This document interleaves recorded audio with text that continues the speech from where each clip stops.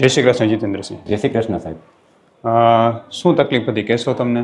સાહેબ મને hyper એસિડિટીનો problem હતો, જેને ભાષામાં અલ્સર કહેવાય, કે મને અન્નળીમાં ચાંદા પડી ગયા હતા. બરાબર. એવું લગભગ તમને કેટલા સમયથી હશું? આશરે મને 10 થી 11 વર્ષ 10 થી 11 વર્ષથી આ પ્રોબ્લેમ હતો. બરાબર. તો એના માટે લગભગ તમે જે છે એ કેટલા અલગ અલગ ડૉક્ટરને બતાવ્યું હશે? મેં સર એક સ્પેશિયલ ગેસ્ટ્રોલોજિસ્ટને બતાવ્યું હતું, અને એના પાસે બધાએ રિપોર્ટ કરાવ્યા હતા, અને રિપોર્ટ કરાવ્યા પછી એવું થયું કે અન્નળીમાં ચાંદા છે. એટલે મેં એની 3-1 વર્ષ દવા કરી, પછી એલોપેથી મેં બંધ કરી દીધી અને મારી જાતે થોડુંક ધ્યાન રાખવાનું ચાલુ કર્યું. બરાબર છે. તો તમે જે 3 વર્ષ દવા લીધી તો એમાં તમારે રેગ્યુલર જે છે એ એસિડિટીની ગોળીઓ ખાવી પડતી? હા, રેગ્યુલર ખાવી પડતી હતી. બરાબર છે. અને 2 થી 3 ટાઈમ. 2 થી 3 ટાઈમ તમે રેગ્યુલર મેડિસિન્સ ખાતા. બરાબર છે. પછી આપણી હોસ્પિટલની જાણ તમને કઈ રીતે થઈ? આપણી હોસ્પિટલની જાણ મને વિડીયો જોવાથી થઈ છે. મારા વાઈફે મને ઇન્સ્ટાગ્રામમાં તમારા વિડીયો બતાવ્યા છે. અને તમે જે છે ક્યાંથી આવો છો?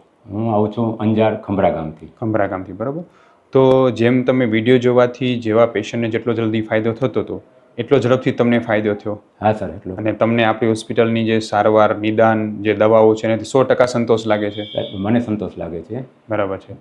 હવે તમે એમ કહેશો કે જે તમને શરૂઆત હતી, પ્રોબ્લેમ શું થતી અને શું લક્ષણ જોવા મળતા શરીરમાં? મને જે 2 લક્ષણ બહુ મને વારંવાર જે હેરાન કરતા ડેઈલી, કે એક મને કે ભૂખ લાગે, ઘચડકા આવે એટલે બળતરા બહુ થતી, અને એમાં સાંજ થાય એટલે બળતરા બહુ વધી જતી હતી. અને બીજી વસ્તુ કે હું જમી લઉં તો મને પેટમાં એવું લાગે છે કે મારે ખાવાની જરૂર છે, પણ ખાઈ શકતો નહીં. આ પ્રોબ્લેમ મને વારંવાર હેરાન કરતો હતો. બરાબર. અને એટલે પાચન શક્તિ સાવ નબળી હતી, અને પિત્ત અતિશય પિત્ત વધી ગયું હતું. અલ્સર થતું, દુખાવા કે એવું કાંઈ થતું પેટમાં કે છાતીમાં? દુખાવા છાતીમાં થોડાક થતા બળતરાના કારણે, બાકી બીજો કોઈ દુખાવો નતો થતો. બરાબર છે. અને આ પ્રોબ્લેમને કારણે તમે ડેલી રૂટીનમાં તમને નબળાઈ, થાક, આળસ શું થતું? આના કારણે થોડીક મને આળસ આવતી અને થાક લાગી જતો. મતલબ કે માનસિક રીતે મને કાંઈ કરવું ગમતું જ નહોતું. હા, બેચેની, ટેન્શન જેવું રહેતું. બરાબર છે. ગેસ્ટ્રોએન્ટરોલોજીસ્ટ પાસે તમે ગયા હશો, બરાબર છે.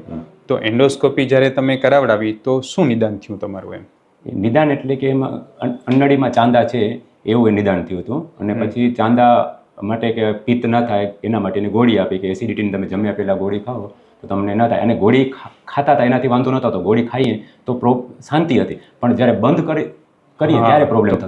કેટલા વર્ષ સુધી તમે રોજની આશરે કેટલી ગોળી ખાતા રહો છો? હું રોજ શરૂઆતમાં મેં 1 વર્ષ ચાલુ રાખી હતી. એમાં 3 ટાઈમ, પછી 2 ટાઈમ, 1 ટાઈમ કર્યું હતું. પણ પછી મેં અઠવાડિયામાં 2 વખત એવી રીતે કર્યું હતું. પણ જેમ વધારતા ગયા દિવસો, અઠવાડિયામાં 1 વખત, 2 વખત, તકલીફ વધતી ગઈ. તકલીફ પાછી. બરાબર. એટલે તમે એને મૂકી નહોતા શકતા. અને એ દવાઓનો આશરે તમે લગભગ કેટલો ખર્ચ થઈ ગયો છે તમારો? એ દવાનો ખર્ચ મારે આજથી 10-11 વર્ષ પહેલાં જ્યારે 3 મહિનાની દવા આપતા હતા, એ મને 4,000 થી 5,000 રૂપિયાની થતી હતી. ને એવી રીતે મારે 1 વર્ષ કન્ટિન્યુ ચાલી હતી પહેલાં. ઓહો, એટલે લગભગ એકાદ લાખ જેટલો અલગ અલગ રીતે ખર્ચ તમારો થઈ ગયો છે 3 વર્ષ. રિપોર્ટ ને બધું કરીએ તો એટલો ખર્ચો થઈ ગયો છે. બરાબર છે. આપણી પાસે અહીંયા આવ્યા અને આપણે જે છે બસ્તીકરમાં સારવાર કરી, રેગ્યુલર આપણી 5 મહિનાની રેગ્યુલર મેડિસિન્સ થઈ, તો હવે તમને કેટલા ટકા ફરક લાગે છે ને શું અનુભવ થાય છે? હવે મને જે મેં શરૂઆતમાં તમારી દવા લીધી, 15 દિવસ પછી મને એવું ખાસ એટલું અનુભવ ના થયો. એટલે 15 દિવસમાં પહેલો મને પ્રોબ્લેમ ઓછો થઈ ગયો સાહેબ, કે મને જે બળતરા થવાની તરત જ ઓછી થવા માંડી, મતલબ 1 વીકમાં જ. અને જે પછી જે બસ્તીકરણ કર્યું ત્યારથી મને પાછળના ભાગમાં દુખાવો થતો થોડોક, પણ એ બસ્તીકરણ પછી પણ એમાં શાંતિ થઈ ગઈ.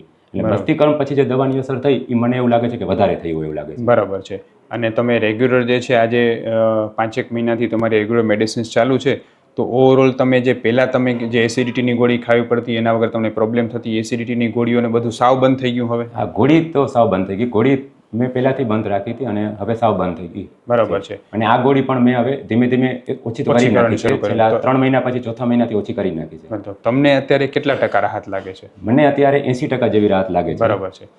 હું ડૉક્ટર વિશાલ પંડ્યા, એક MD આયુર્વેદ ડૉક્ટર છું. મેં મારો 10 વર્ષ સુધીનો MD આયુર્વેદનો અભ્યાસ જામનગરની વિશ્વ પ્રસિદ્ધ આયુર્વેદ કોલેજમાંથી કરેલો છે. 2011થી એટલે કે છેલ્લા 13 વર્ષથી હું ગાંધીધામ કચ્છ ખાતે NABH માન્યતા પ્રાપ્ત પંચકર્મા આયુર્વેદ હોસ્પિટલ ચલાવું છું. અમે 2 રીતે સારવાર કરતા હોઈએ છીએ. સૌથી પહેલાં તો કચ્છ કે એની આસપાસના દર્દીઓએ હોસ્પિટલમાં રૂબરૂ બતાવવા માટે આવવું, અને બીજું કચ્છથી દૂર રહેતા દર્દીઓ માટે ઘર બેઠા ઓનલાઈન દવા પણ મંગાવી શકે છે. વધુ માહિતી માટે નીચેના નંબર ઉપર હાય લખીને વોટ્સએપ કરો, એટલે તમને ફીસ કેટલી છે, કોર્સ કેટલો કરવો પડશે વગેરે માહિતી વોટ્સએપમાં મોકલી આપશું. તો તમે એમ કહી શકશો બાપુ કે જે આ જે પ્રોબ્લેમ તમને થયો બરાબર છે, અને તમે લગભગ જે છે એ છેલ્લા 10-12 વર્ષથી આ પ્રોબ્લેમથી પરેશાન હતા, અલગ અલગ દવાનો કોર્સ તમે લગભગ ઘણા લાંબા સમય સુધી ચાલુ રાખ્યો, 3 વર્ષ સુધી એસિડિટીની ગોળીઓનો કોર્સ તમે લીધો બરાબર છે, છતાં પણ તમને જેટલી રાહત નહોતી થઈ એટલી આપણા 5 મહિનામાં રાહત લાગે? જી સર. તમને એમ લાગે ને કે આ દવા જલ્દી લાગુ પડી આપણી? આ દવા મને જલ્દી લાગુ પડી છે, અને ખાસ કરીને સાહેબ તમારે જે ડાયટ ચાર્ટ છે એ ફોલો કરવો જરૂરી છે, અને એ ફોલો કરી અને દવા સાથે એટલો જલ્દી બધાએ મને કહેતા હતા કે આયુર્વેદિકમાં તમે દવા ચાલુ કરશો તમને ટાઈમ લાગશે. મેં હંમેશા એવું જ સાંભળ્યું છે કે આયુર્વેદિકમાં તમે દવા કરશો તો તમને 6 મહિના, વર્ષ, 2 વર્ષ મતલબ લાંબો ટાઈમ લાગે, ત્યારે તમને સુધારો થશે. જ્યારે અહીંયા મને એવું લાગ્યું કે 3 મહિનાથી સુધારો થવાનો એકદમ ચાલુ થઈ ગયો. બરાબર છે. હવે તમારા માધ્યમથી હું લોકોને એ કહેવા માગું છું કે ખરેખર જે છે જીતેન્દ્રસિંહને ગેસ્ટ્રિક અલ્સર શું કામ બનતું હતું? તો અલ્સર બનવાનું મેઇન રીઝન છે પેટમાંથી છે પિત્તનું પ્રમાણ વધી જવું, પાચન શક્તિ ઘટી જવી અને વાયુ વધી જવો.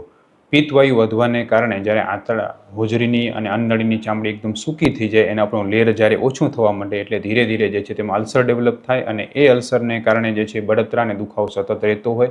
પેશન્ટને ભૂખ ઘણી લાગે પણ ખાઈ જરાય ન શકાય, કારણ કે પાચન થતું ન હોય અને પિત્ત બન્યા રાખતું હોય. આવી કન્ડિશનમાં જ્યારે આપણે બસ્તીકર્મની આખી પંચકર્મ સારવાર કરીએ છીએ અને સાથે સાથે જ્યારે મેડિસિન આપીએ છીએ ત્યારે ધીરે ધીરે પેટમાં ઠંડક થવાની શરૂ થાય છે અને અલ્સર રૂઝવાનું શરૂ થાય છે. જ્યારે ગેસ્ટ્રિક અલ્સરમાં રૂઝ આવી જાય એટલે પેશન્ટ ધીરે ધીરે નોર્મલ ખોરાક ખાવા તરફ આગળ વધી શકે છે અને એની પાચન શક્તિ ખૂબ ઝડપથી સુધરે છે, જેમ આપણે જીતેન્દ્રસિંહમાં જોયું. હવે તમારું પાચન કેટલું સારું લાગે છે તમને પહેલાં કરતાં?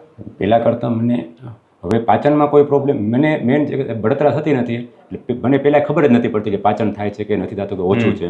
પણ જે બળતરા જમ્યા પછી જે ગળચળકો આવે ને બળતરા થતી એ બંધ થઈ ગઈ એમ, એટલે એમ શાંતિ લાગે છે. અને જે ભૂખ લાગવાની છે ને, જે વારંવાર ભૂખ લાગ્યા રાખે કે તમે જમી લો, કલાક થાય 2 કલાક થાય પાછી ભૂખ લાગે, અને પછી તમે જો ખાઓ એમાં તમને સર લેટ થઈ જાય, 2 કલાક જમવાનું મોડું થઈ ગયું અને પછી જમો તો એ વધારે તકલીફ કરતી હતી. બરાબર. હવે એવું નથી થતું. હવે ધારો કે 1 કલાક મને લેટ થઈ ગયો છે તો એનાથી 2 કલાક લેટ થઈ ગયું છે તો હું ઓછું જમીશ પણ વાંધો નહીં આવે એમ. બરાબર. એટલે જે પહેલા અતિશય પ્રમાણમાં જે છે એ બળતરા થઈ જતી, હવે સાવ શાંત થઈ ગઈ. બરાબર ને? આયુર્વેદની સારવારનો મુખ્ય ઉદ્દેશ્ય જે છે કે રોગને મૂળમાંથી ઓછો કરવો અને મૂળથી મટાડવો. આવા પેશન્ટ ખરેખર એટલે અગત્યના છે કે જે લાંબા સમય 3, 4, 5 મહિના આયુર્વેદને વળગી રહે છે, એટલે ઓટોમેટિકલી એમને ખબર પડે છે કે દવા કેટલી ઝડપથી અસર કરે છે, કેટલું અંદરથી જે છે એ પેશન્ટને ફેરફાર કરીને મૂળમાંથી રોગને દૂર કરવા મદદ કરે છે અને ખૂબ જલ્દી ફાયદો કરે છે. જીતેન્દ્રસિંહ, તમને તમારો કોઠો ગરમીનો છે બરાબર છે?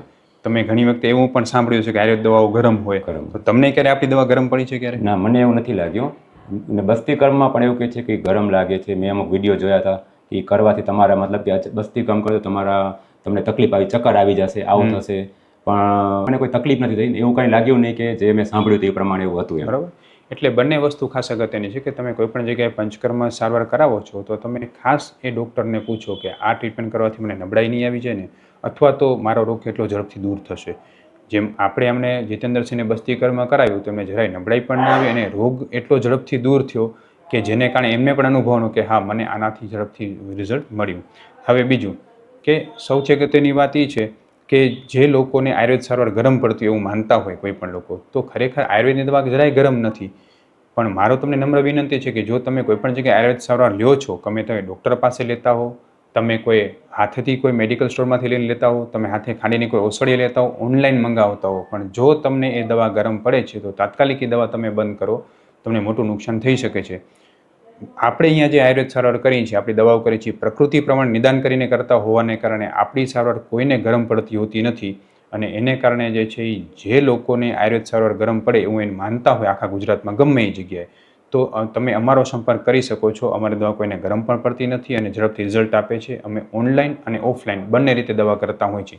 જીતેન્દ્રસિંહ, આપણી દવા ક્યારે તમને ગરમ ન પડી, બરાબર ને? અને પેટમાં હંમેશા ઠંડક જ રહેતી, કારણ કે તમને અલ્સરમાં જેમ જેમ ઠંડક શરૂ થઈ એટલે તમને ખબર પડી કે બળતરા સાવ ઓછી થઈ ગઈ. પાચન કેટલું સુધર્યું તમારું એમ? પાચનમાં સાહેબ કે હું જે એક સવારના ભાગમાં મને સૌથી વધારે પ્રોબ્લેમ, સવારના ભાગમાં હું પેટમાં કાંઈ નાખી ન શકું એમ, અને જે ઠંડીનો સમય હોય આ હોય ત્યારે હું સવારના ખાઈ ન શકતો. ખાવું એટલે મને એમ થાય પહેલાં તો ઈચ્છા જ ન થાય જમવાની, ભૂખ લાગી હોય છે તો ઈચ્છા ન થાય જમવાની. અત્યારે હું સવારના જે શીરો છે કે બીજું કાંઈ પણ ખાઉં છું તો મને એમ લાગે નહીં કે મેં ખાઈ લીધું છે, અંદર સંતોષ થાય છે. બરાબર છે. એ મને એટલો આઈડિયા થાય છે કે પેલું પાચન એવું થયું લાગે કે સંતોષ મળે છે. બરાબર છે. ખાસ મારે તમને એ કહેવાનું હતું કે તમારા જેવા ઘણા એવા દર્દીઓ છે કે જેમને પેટમાં ગરમી રહે છે, પાચન શક્તિ નબળી રહે છે. આ બધા દર્દીઓને તમે આપણી હોસ્પિટલની જે સારવાર અને તમને જે અનુભવ થયો એના વિશે તમે શું કહેવા માગશો? સર, આના માટે મેં જેને ગેસનો પ્રોબ્લેમ હોય છે અથવા તો એસિડિટીનો પ્રોબ્લેમ હોય છે કે જે વારંવાર એને પ્રોબ્લેમ થઈ જાય છે જમવા પછી અથવા જમવાનું ભાવતું નથી, એવા મારા મિત્ર છે. તો એ લોકોને હું એક જ સલાહ આપું છું કે તમે સાહેબ પાસે જાઓ અને તમે ઓછામાં ઓછો 15 દિવસ મહિનો દિવસનો કોર્સ કરો અને એક બસ્તીકરણ કરો. તમને રિઝલ્ટ દેખાશે. અને એના માટે તમારે લાંબી દવા કરવાની કોઈ જરૂર નથી. તમે 1 મહિના માટે ખાલી એક્સપિરિયન્સ કરો, જેથી તમને ઓટોમેટિક તમને લાગશે કે મારા 6 મહિના 1 વર્ષ શાંતિથી નીકળી જશે, એવો અહેસાસ થશે. બરાબર છે. કારણ કે આયુર્વેદ સારવાર જે છે ને કોઈ પણ રોગને મૂળથી મટાડવા માટે પ્રયત્ન કરતી હોય, એટલે એ તમારી વાત ખૂબ સાચી છે. તમે આપણી હોસ્પિટલમાં જે તમને સારવાર મળી, જે તમારી પંચકર્મ સારવાર થઈ, હોસ્પિટલમાં તમારું નિદાન જે થયું, જે આયુર્વેદની ટ્રીટમેન્ટ ને મેડિસિન્સ તમે લીધી, એનાથી તમે 100% સંતુષ્ટ છો? હા સાહેબ, એમાં સંતોષ છું. બરાબર ને? ખૂબ ખૂબ ધન્યવાદ. જય શ્રી કૃષ્ણ. જય શ્રી કૃષ્ણ.